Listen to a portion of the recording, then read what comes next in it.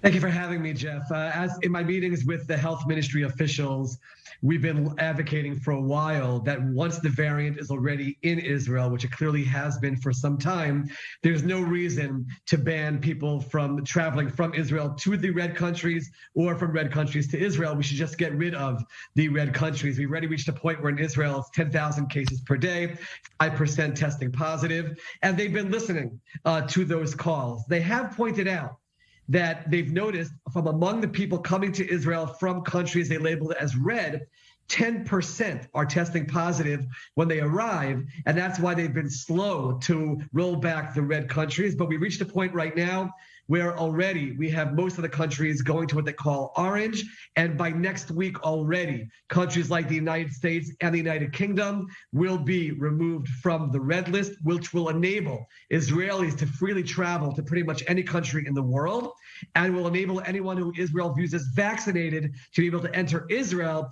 without any approval process along the way. The battle to get to this point in the Knesset, what has it been like for you and the advocacy you're trying to do? It's been a challenge, that's for sure.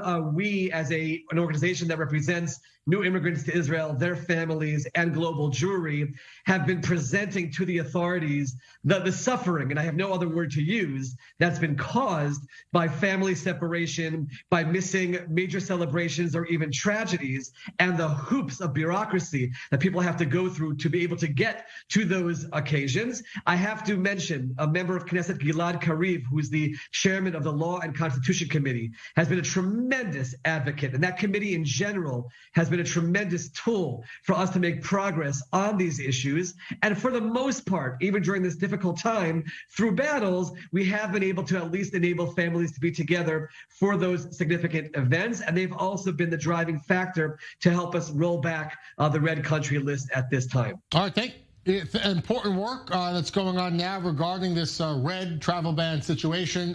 Thank you so much for being with us, giving us an update tonight on I-24 News.